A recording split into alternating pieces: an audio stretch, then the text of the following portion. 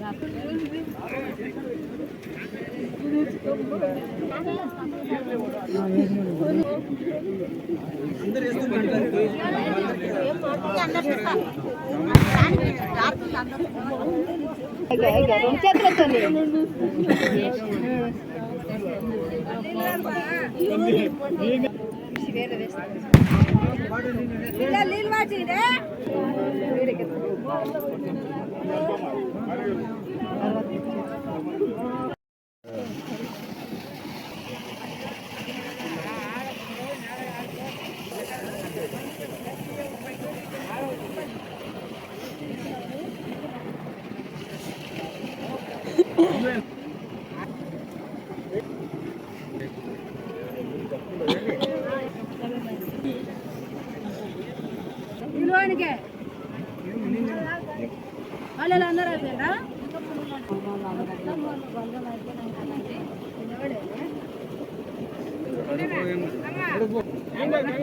నేను కడతా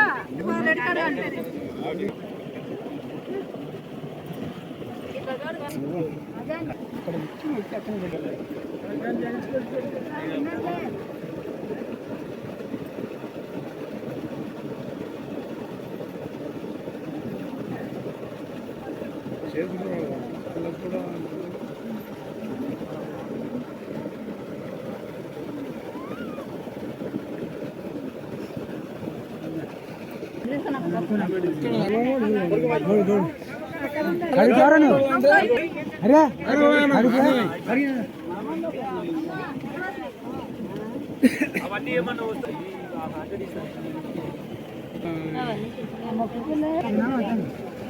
అట్లా ఏం లేకుండా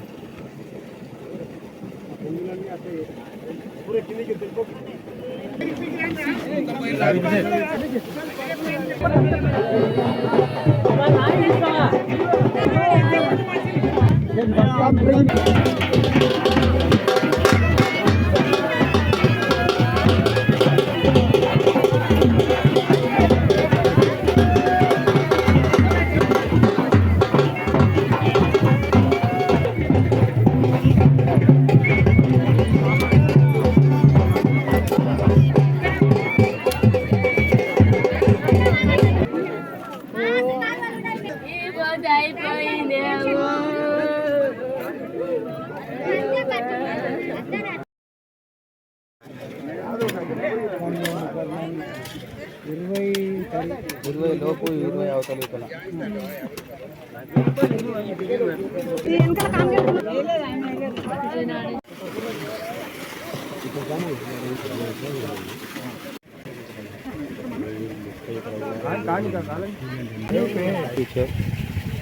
గుడ్ జ్ఞాపకాలు మళ్ళీ ఇదో ఒకటి లాస్ట్ కదా పైన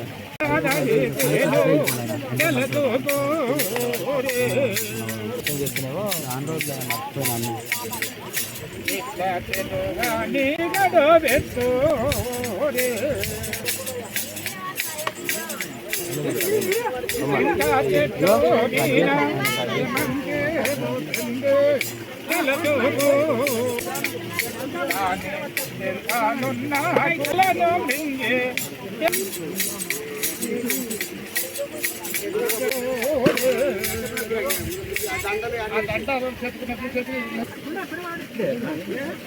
వాళ్ళు వేస్తారు లేవాడు అట్టే లేవాడు ఇంకో ఇక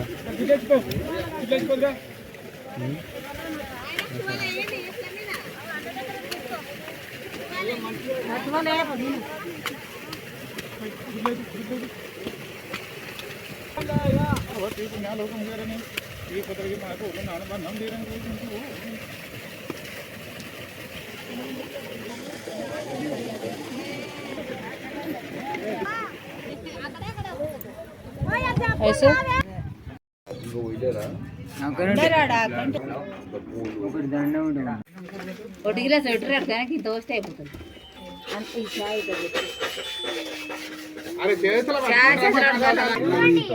ఏం కాదు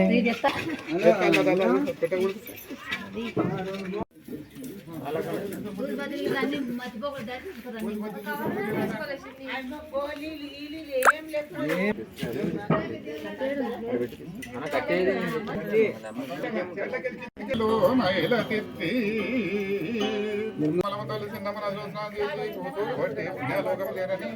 ఈ పద్ధతికి మాకు నానబంధం చిన్న మనలో స్నానం చేసి రోజు బట్టి పుణ్యాలోకం చేరని ఈ పద్ధతికి మాకు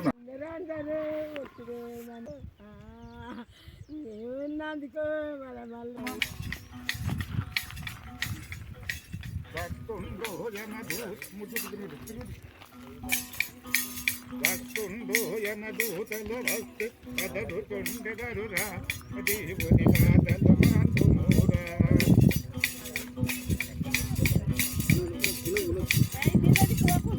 దొండగాను ఘటముకు మమ్మ దేవుని తెల్లయమురా దేవుని మాటలు మాంతుమోరా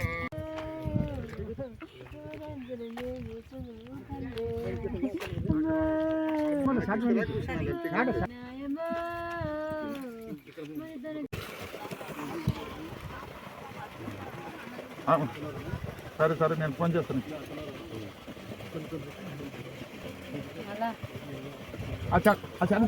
చూసా వాళ్ళు వాళ్ళు పెడతాను నీ సార్ చూసుకో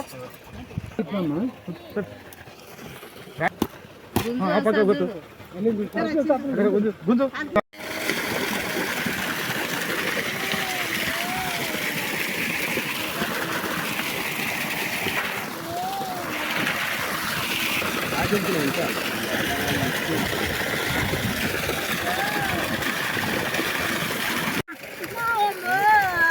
ఎప్పుడొచ్చిన మీతోనే అనుకొని పోతొచ్చమ్మా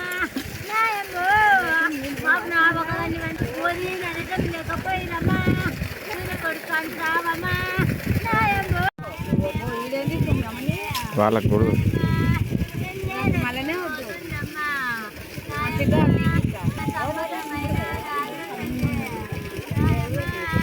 మా అమ్మ అంత్యక్రియలు చాలా గొప్పగా జరిగాయి. మా అత్తగారు, మా చిన్నాన్న అత్తగారు, మా పెద్దన్న అత్తగారు, ఇక్కడ మా నాన్న వాళ్ళ తరపు మా పెద్దన్నలు, మా అక్కలు, మా అక్కలు, అక్క వాళ్ళ బిడ్డలు, మేనకోడల భర్తలు, వాళ్ళ పిల్లలు, మునిమన్మన్లు, మునిమన్వరాళ్ళు, ఇట్లా చాలామంది చివరి చూపు చూడాలి, అంత్యక్రియలో పాల్గొనాలని చెప్పి చాలామంది అయితే అంత్యక్రియలో పాల్గొన్నారు. ఒక బాధ అందరిలో కనిపిస్తుంది. సో మొత్తానికి అమ్మ జీవితం సంపూర్ణం. తను అనారోగ్యంతో చనిపోలేదు, తన ఆరోగ్యాన్ని చూసుకునేవారు లేక చనిపోలేదు, తనని అనాథాశ్రమంలో వదిలిపెట్టామని బెంగతో చనిపోలేదు. తన జీవితం సంపూర్ణం. 90 సంవత్సరాలు దాటి సంపూర్ణమైన జీవితం జీవించింది. సో చివరిగా 5 సంవత్సరాలుగా అయితే తను కుర్చీకే పరిమితం. ఇంకా మనకి ఎంపీ ఎలక్షన్ల వరకు ఒక 5 సంవత్సరాల బ్యాక్ నుంచి ఎంపీ ఎలక్షన్ వరకు కుర్చీకి అంకితం. సో ఇద్దరు లేపి మోం గడిపించి రావడం అప్పుడు కొంచెం పర్వాలేదు. లాస్ట్ 1 year నుంచి అయితే తన ఆరోగ్యం అయితే మరీ పరిస్థితి దినదినంగా అన్నట్లు తయారైపోయింది. సో ఈ సందర్భంలో ఈ 5 సంవత్సరాలుగా కంటికి రెప్పలా తనను ప్రతి క్షణం కాపాడుకున్నారు అన్నవాళ్ళు, వదిన వాళ్ళు. సో ఈ రకంగా అయితే అమ్మ జీవితం సంపూర్ణమైనప్పటికీ తను లేదు కాబట్టి కడపలో వచ్చిన మేము అసలు ఈ వార్తని జీర్ణించుకోలేకపోతున్నాము. ఇంకా లేదు అనే ఎవరికైనా ఇలాంటి లోటు ఉంటుంది. లేదు అనే ఒక లోటు, అమ్మ లేదు అనే ఒక లోటు, ఆ బాధ అయితే ఖచ్చితంగా ఉంది. సో బ్రతికున్నన్ని రోజులు నేను హైదరాబాద్లో ఉన్నప్పటికీ అన్నలు, వదినలు చాలా బ్రహ్మాండంగా చూసుకున్నారు. నిజంగా ఇది గొప్ప విషయం. సో ఇది అమ్మ అంత్యక్రియలు అయితే ఇలా జరిగాయి. సో అమ్మ లేకుండా మేము ఉన్నాము అనేది మాకు సెప్టెంబర్ 17కు అమ్మ మరణిస్తే మాకు 18 నుంచి ఒక చిన్న లోటు. ఎప్పుడు హైదరాబాద్ నుంచి వచ్చినా ఇంట్లోకి వెళ్ళి అమ్మని చూసేది. ఇప్పుడు నెక్స్ట్ నేను హైదరాబాద్ నుంచి ఎప్పుడు వచ్చినా కూడా ఇంకా ఇంట్లో ఎవరు లేరు అనేది ఒకటి లోటు. సో అమ్మ కోసం నేను ఇల్లు అలాగ పెట్టేది. ఇప్పుడు ఇల్లు తాళం వేసుకపోతుంటే ఒక దుఃఖం. ఇంకా నెక్స్ట్ నేను హైదరాబాద్కి వెళ్ళి వస్తుందంటే ఇంకా ఎవరున్నారు, అమ్మ లేదు అనేది ఒకటి దుఃఖం. ఇంటికి వచ్చిన తర్వాత కూడా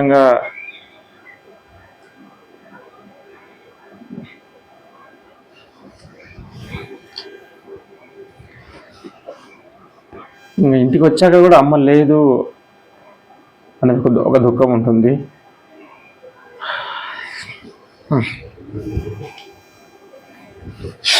సో ఈ హైదరాబాద్ నుంచి వస్తే ఇల్లు తెరవాలి, నేను ఇల్లు సాఫ్ చేసుకోవాలి, లేదు.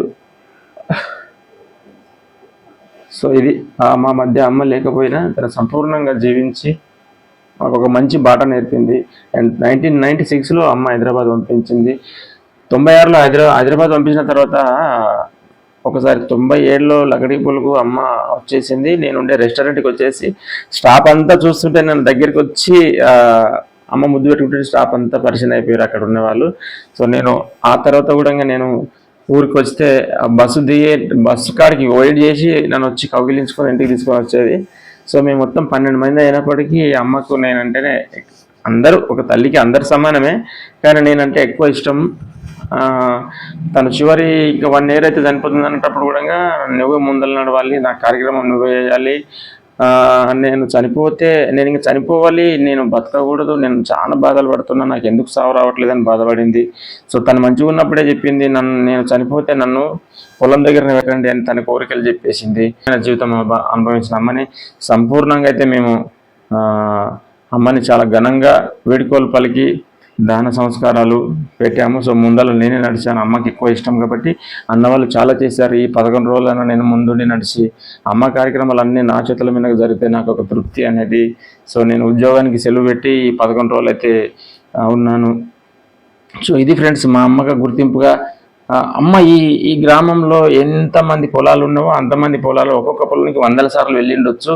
సో అమ్మ బ్రతికున్న రోజులు అప్పుడు మనకు మిషన్లు లేనప్పుడు వరిసేన్లు కొడవలతో కోసేది. తను ప్రతి సేన్కి కూలి చేసింది, చాలా కష్టపడింది, కష్టజీవి.